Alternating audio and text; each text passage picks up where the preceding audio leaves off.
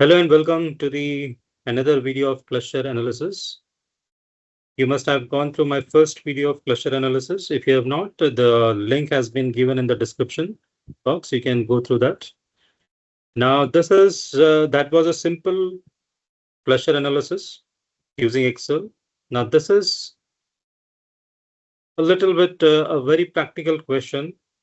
I don't say it's a very complex one, but how you can use Excel to do a cluster analysis. Here we have taken an example of a retail outlet. Just in case, if you would like to download this file and try to do simultaneously, I'll give you the link of this file. This is the link of the file. You will also find this link in the description box. Okay, let's understand the problem here. The problem is any of the file is with you. You can go through the the question in detail. But here, what we are trying to do here is there's a problem and we are trying to solve using cluster analysis. It is about a retail store. And in this retail store,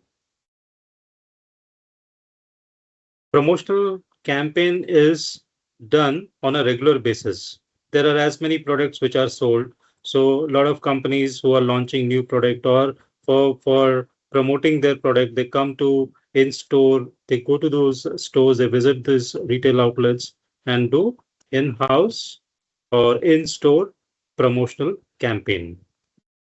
Okay, here in this question, it has been given that in the upcoming week, there are 5 products which are subjected to some promotional campaign.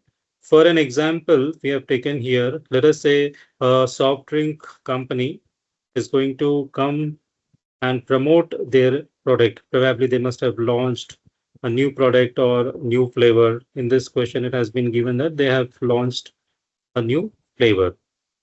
Now, the problem here is if I'm thinking about digital marketing or reaching out to my customers, there are, for an example, in this case, I've taken 100 customers, but it is not always possible to send a promotional email to as many customers because there's a cost involved in this. So here in this question, some mathematical understanding is given to the fact that considering to the fact that there are 100 customers and let us say the allocation of the budget is rupees 50 and rupees 1 is used or rupees 1 is spent on sending one promotional campaign to a particular or one customers. Okay.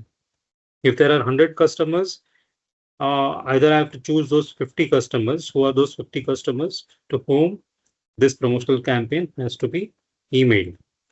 Now, what does the numerical looks for is that there are a lot of customers. There are a lot of customers who come to this retail outlet. Now, if I want to send the promotional campaign, especially for the soft drinks, as given in the example, I should be very careful that whoever the customers who come and visit my retail outlet, whose preference is first, whose first preference is soft drinks or who regularly buys the soft drinks, they should be the one who should be who should be getting the promotional coupons. So how to find out this? So what steps has been taken here is a simple survey was done of 100 customers. They were asked that, okay, these are the 5 items: ice cream, coconut water, chocolate, soft drinks, and bread roll. Mention your preferences. Mention your preferences. What do you like? If these are the 5 choices given to you, what are the preferences? So customers have rated, like, for example, customer number 1, ice cream is the first preference.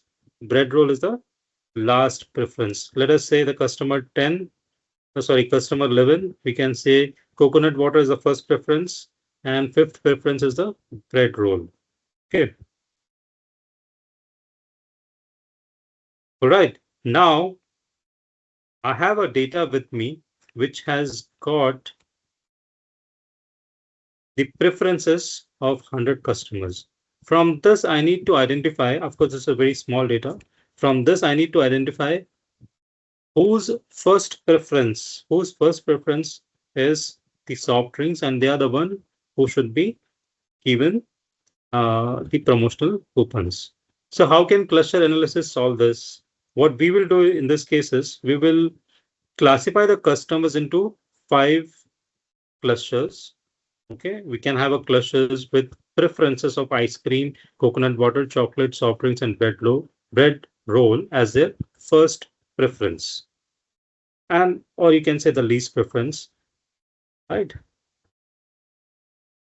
The link has been shared, so you can download the file from this particular link and the location. It is also given in the description box. So let's go to the solution. If you have gone through my first video of basic cluster analysis, all the steps remains the same. So let us quickly get into the act. First, we have to find out the mean, that is the average of all the preferences. So here I'm taking the preference of the ice cream. I need to just drag this. Okay, this is the mean. Now this is standard deviation. Standard deviation population. I'm taking population because here I know the number of respondents or the participants, customers. The same case applies here. Occasionally, you can go and cross check whether you have done it correct or not. Right. Now, the next step is to calculate the z-score. In my earlier video, I've told z-score is nothing but how far is these individual values away from the mean. Either you may get positive value or a negative value. The formula for z-score is x, this value, minus mean divided by standard deviation. In Excel, what we do, we use standardized function. In standardized function, we will use the same terminology. Here, we have used the x. The x here in this case is probably the first element.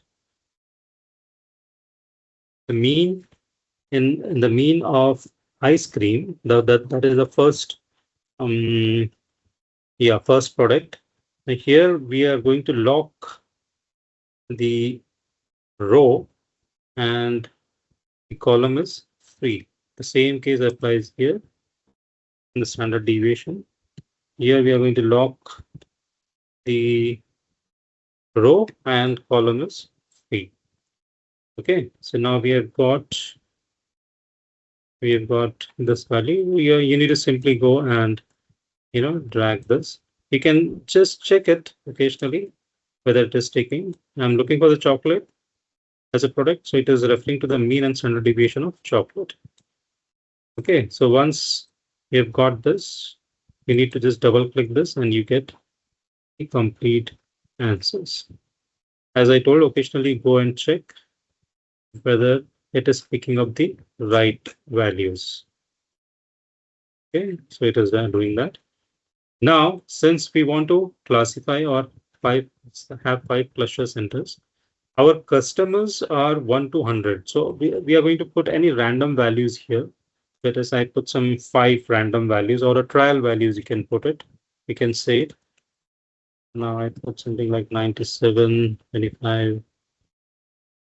Let us say that these are the 5 clusters, and all these values which we have got, how close are the other values with reference to these 5 values. If a certain set of value is close to the values of 60, so they may come under one cluster. So let's use the formula of VLOOKUP. We want the values of 60 to be automatically listed here. So here also we will lock the column will locked. Now table array, what I have done is in this table array, I have given a name to this particular table. So what that name is, let us see.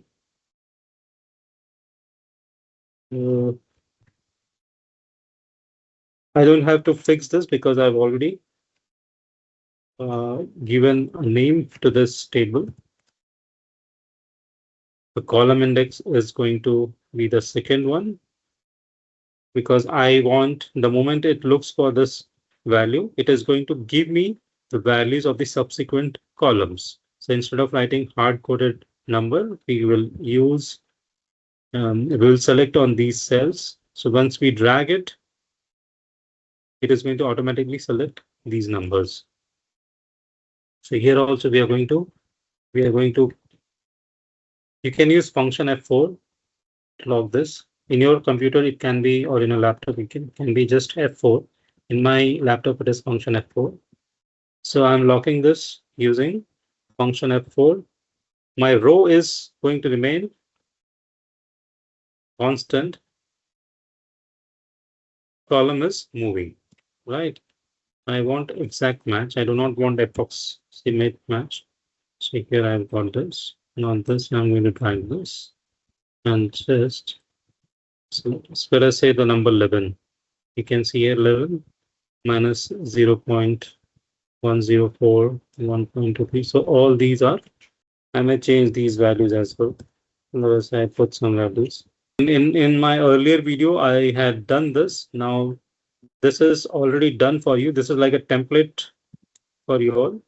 Now, as I told, this calculation is required to understand how far or how much distant away are these numbers from the individual clusters. If I click on this, let us say how far is the values of customer 1 from the cluster center 1, which is denoted by the value of 60. You can check, you can double click on this, and you will realize that it is the formula actually checks for the distance. It calculates the distance. Okay, now let's get back. See, the file is with you. You can always go and check the formulas. Now, the next step is to find the minimum from this. Yes, I've selected this. I just need to double click this. So I want all the minimum values to be listed in this Y column. And this is the sum of the minimum values. Let me match this. Match is like, finding out, let us say this is a customer 1, in which cluster, this customer 1 may maybe or may fall into. So this is my, sorry, I have to calculate the lookup value first. Now this is my lookup value. What is my lookup array? This is my lookup array. And my match type should be exact. The minimum value here is, which you can see here is, what is the minimum value? Here it is 4, right? Now I should get here as 1. Right, I'll just drag this. Now we have to run the solver and check and get the exact values. So it's always a good practice before you run a solver. What you can do is you can say move or copy. You can create a copy of this so that the original file is with you. I was telling you about this. If you go to formulas, the name manager, already have given, see, okay, something which is not required, you can always delete this. Okay, it is not finding the reference. So the participants is nothing but, the value of the participants is nothing but, it is this array, this set of data. So let us run the solver. Now I'll go to data, solver. Our criteria is this value should be minimum. And what should be our changing values? Our changing values should be the cluster centers, which on a trial basis, the user has inputted. Now we are going to give some conditions to this. This should be less than or equal to 100 because there are 100 participants. This should be greater than and equal to 1 plus whatever the results I should get as an integer. I don't want any decimal answers. Okay, so this make unconstrained variable non-negative, and you have to select evolutionary. Whatever I do, everything is going to get changed here.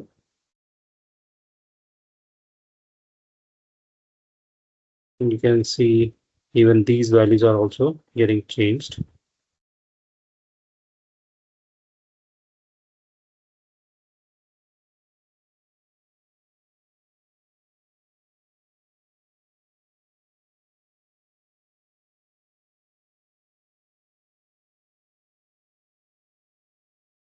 Okay, I've got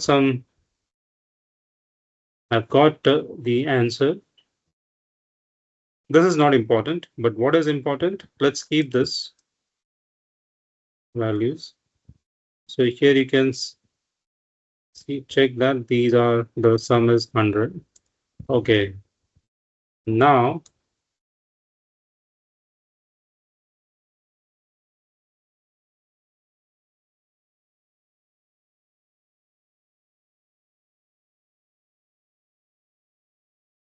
what we are going to do here is we have got the values from the solver.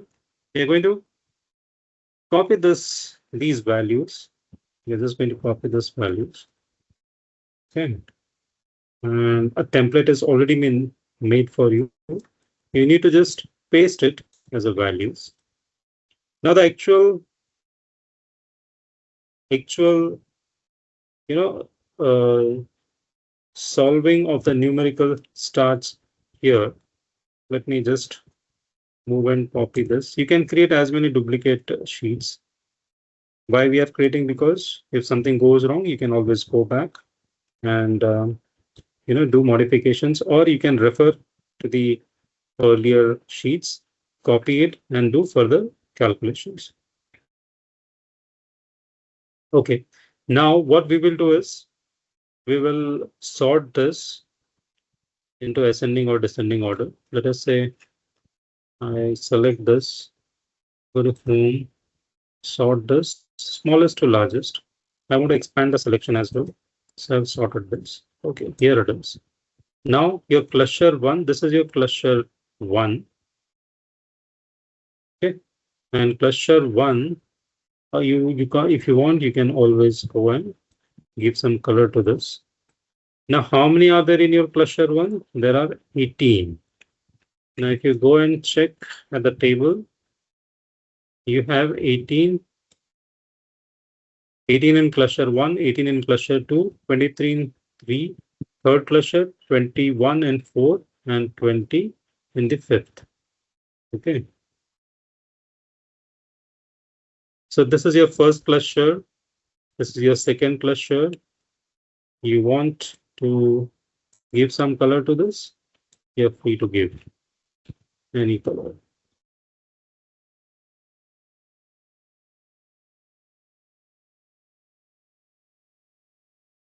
Okay.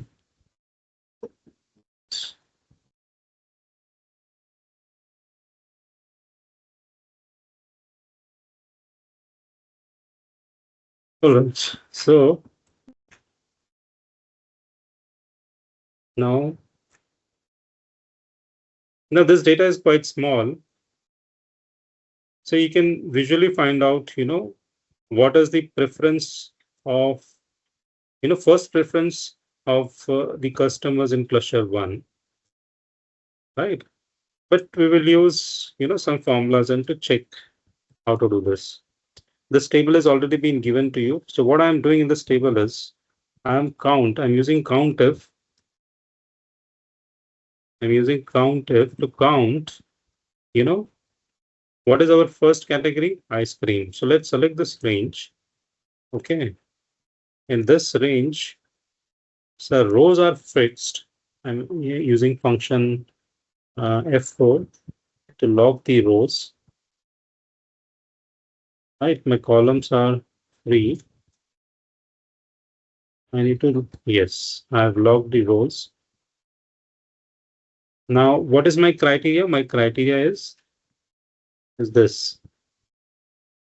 To check what is the first preference of cluster one, respondents or the customers of cluster one for ice cream, and subsequently for the other products. So what I'm going to do here is I'm going to log, in this case, I'm going to log the column here.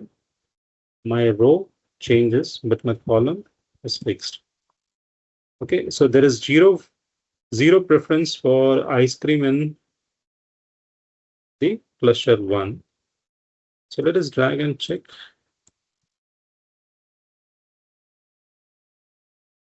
Okay, I'm just dragging this. One thing you can do is you found that there were 18 respondents or customers in cluster 1. So whenever you add this, it is always going to be 18. So this is how you can check this, whether you do it horizontally or vertically. The answer should be 18. Now, what is maximum in this? The first preference here, we'll see what is the maximum in this. Use the max and find.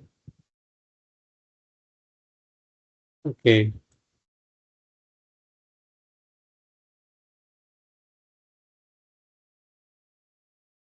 Okay. So the first preference of the first preference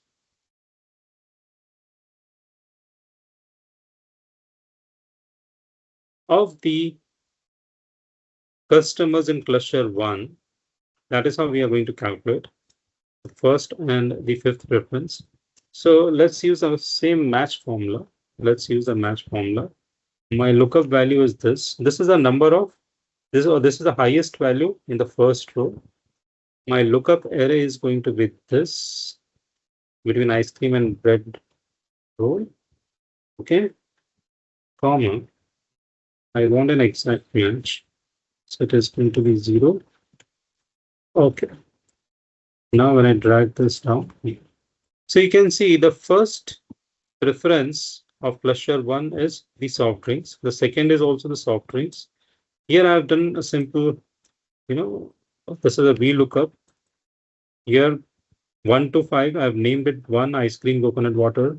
5th is the bread roll. So here it is going to pick up, let us say I have just used a VLOOKUP formula. So it is going to use this value and find out in the table where it belongs to. So it is going to give me that value. So you can see soft drinks. You can see here, 10 is the maximum again.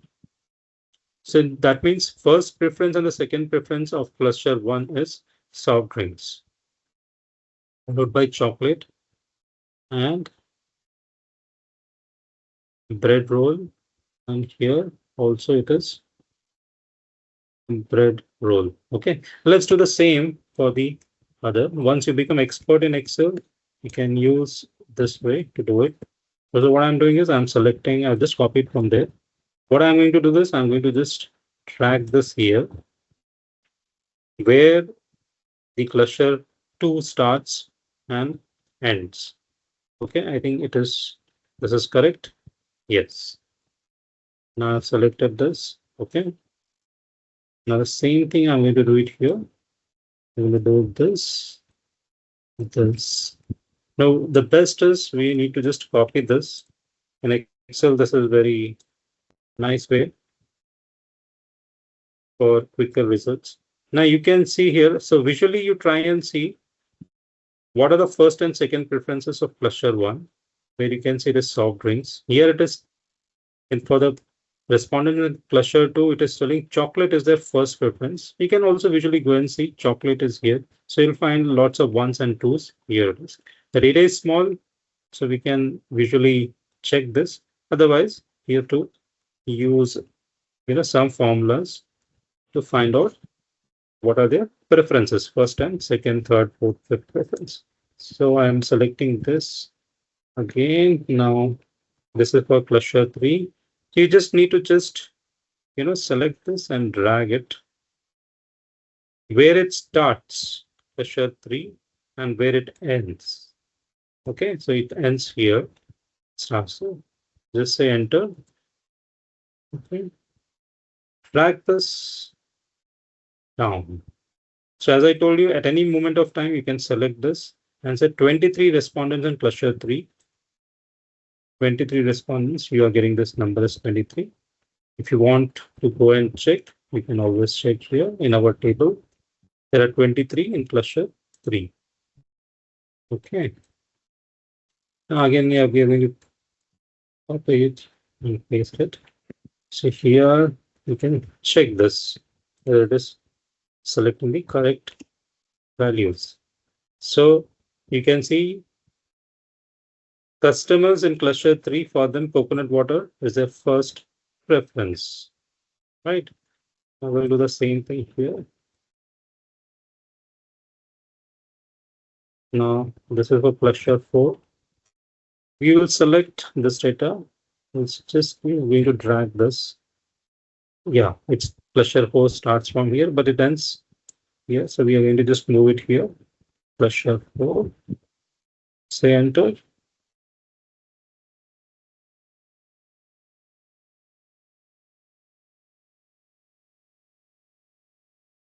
Yes. We can always check there are how many 21, 21, right?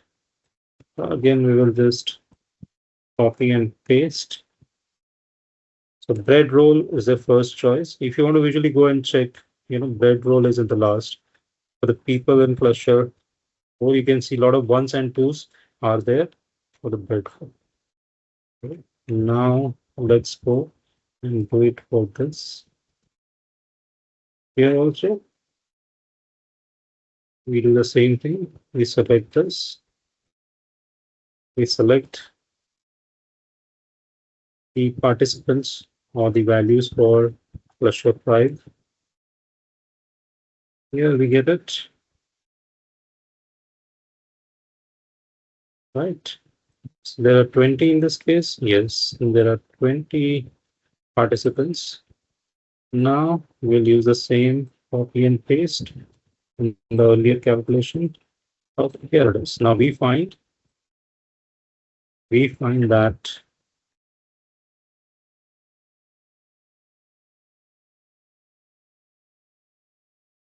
yes, now this has been done.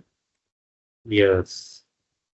Now what I've done is I've just copied these values here. So soft drinks. So whatever which you see here is cluster 5. Now here comes our final understanding of all the analysis which we have done.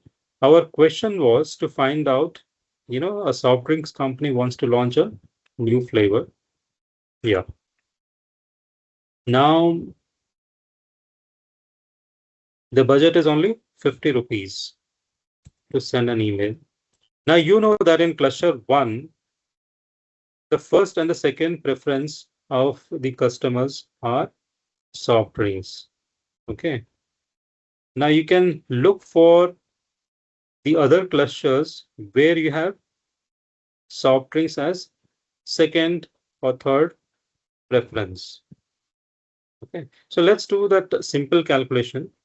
Now you had rupees 50, which is available to you.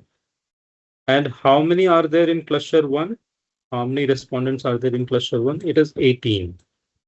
Okay, so in cluster 1, there are 18 respondents. So in cluster 1, there are 18 respondents. I'll put it here. This is rupees 50. Okay. Now 50 minus 18, I have 32 rupees left. Okay, so what I will do is all of them in cluster 1 will receive a coupon, promotional campaign or discounted coupon. Okay, but now I can still give it to 32 more. So let's go and find out in clusters, in which clusters you have second preferences, soft drinks and soft drinks. So here you have in cluster 4 and 5. Let us see how many are there in cluster 4 and 5. 21 and 20. 21 and 20. Okay. Now if I add this is going to be 59. Our budget is only 50. So definitely these are going to get, they are the ones who are going to get the promotional coupons. Now out of these two clusters, we can decide, it's up to you to decide which customers from the clusters would be receiving the promotional campaign for soft drinks. Now let's go and see 4 and 5. Okay. So soft drinks is the second preference for cluster 4, but the maximum is only 7. Soft drinks is again a second preference for cluster 5, but here the number is more. It's 9. So what I can do is that I can prefer this. So basically now cluster 5 and cluster 1, participants or the customers would be getting the promotional coupon. If I just add these two numbers, so I get 38.